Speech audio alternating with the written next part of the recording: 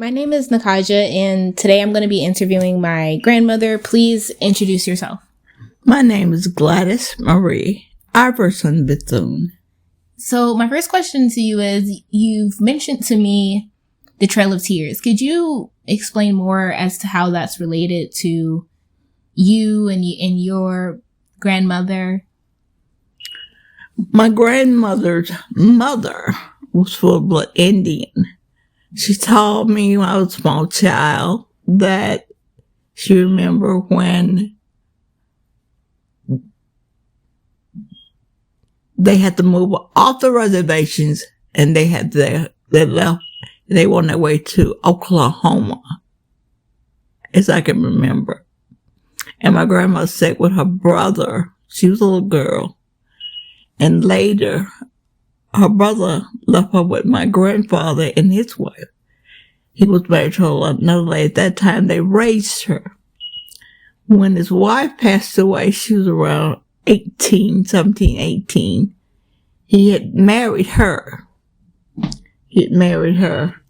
And she would tell me all the stories about how the whites would keep moving there.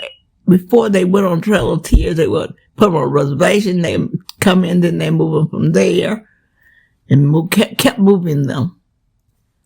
But how do you identify yourself? Because you grew up in Louisiana, did you grow up calling yourself Indian, or calling yourself Indigenous, or calling yourself what? No, I've always identified as Black. Why is that? Why didn't you identify with your Indian side? Because for a long time I didn't know about it. Then after I found out about it, my grandmother started telling me that I was a small child. So I identified with where I was and the environment that I lived in. And they identified themselves as Black. At that time they were saying, "Say it loud, I'm Black and I'm proud." So was there somewhat of a paper genocide that you recognized was happening for people who were Indigenous, but if they looked more African, they had to identify as being? I knew different family members and different other people that I in the community. I would hear her say, she's an Indian. Her mother was an Indian. They're Indians. It was whispered around. It wasn't anything anyone was talking about with pride. Okay. And so could you say a bit more on how it was integrating as someone with this mixed identity of being Indian and African socialized in America when you were growing up? So were you one of the first people in your town in Louisiana to integrate into a school, or tell us more about the integration process? I was one of the first Blacks in Louisiana, in this little town, Ringo, Louisiana, to integrate. I was entering the 10th grade at the time. And What year? That was, I would say that was the year, hold on.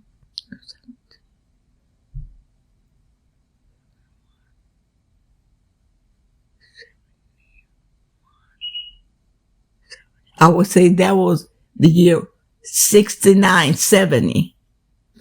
Before, when I was in 10th grade, 69, 70. And at that time, I was thinking of going back to the all-Black school that I was attending, but I was told, they wrote a letter and said, "No, you're going to Ringo High, which is Black. You're not going back to Southside High School. You're not going there." And the Southside High School is the Black, all Black. So you mean that they told you were going to Ringgold High, which is the white school? Yes. And they had military there. The soldiers They formed a line where we had to go in the middle of the line when we were registering. And they were yelling all kind of obscenities at us, and they were cussing at us, and they were spitting at us. It was horrifying for a child, for me at that time. Okay. And do you recall at 15 years old? Do you recall any references or any experiences, direct experiences during that time with members of the KKK, or maybe kids who had parents that were with the KKK or being threatened during that? I remember that they would, at nighttime, they would burn crosses in front of the black churches. They would burn crosses in front of the black churches, and there were, Saturdays, there was a red light up in town, and you would be driving, going through there, and you see them in their robes, faces covered in these white, pointed hoods, and they were all out there protesting, marching. I guess that they put fear in the black community. Did it put fear in you? No. My mother belonged to the NAACP. And my mother was never afraid. And so I wasn't afraid. We would just stare at them through the windows of the car. So no KKK member ever tried to directly harm you or your family or brother? No, but they did. They had killed a black man in the town of Ringo. They had killed him. Kind of similar to the experience we hear about the Ringo, or was it the Shreveport story about finding the black bodies mutilated by the dogs? That happened in Ringo, Louisiana. Oh, that happened last year. Last year.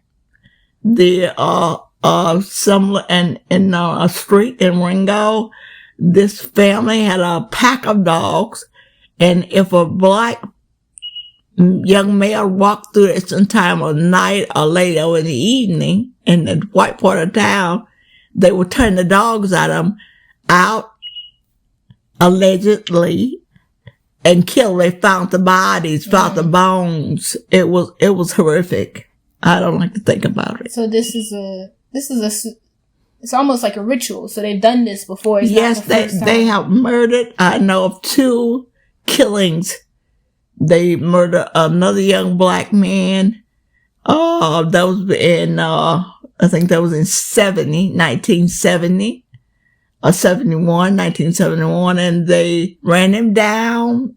It was at night. They caught him, ran him down, and they cut out his genitals. What? Yeah, cut out his genitals. Ew. Yes. And the second man, he went into a store, and the white owner said that he was flirting with his white wife, and got some friends, and they had got him and beat him. They killed him, and they had took him to the sanitation department where you dump garbage, and they were going to put him on the garbage pile, and they were going to burn him.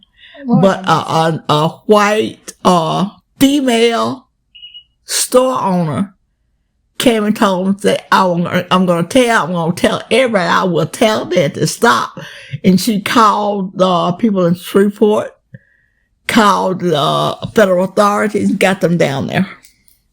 And wow, that's very disturbing. And as far as lynchings, had you ever seen or I've never seen about lynchings happen in Louisiana? I've heard my grandfather used to talk about that. Yes, they have lynched people. How does it make you feel to live in a new era in America where blacks and whites are more and more integrated, and you hear more rhetoric around black, like young African Americans and African socialized in America, or even indigenous people wanting to befriend white people and marry within them and all these different things? How does that make you feel when you think of that past that you come from, and then today, and then, you know what I mean?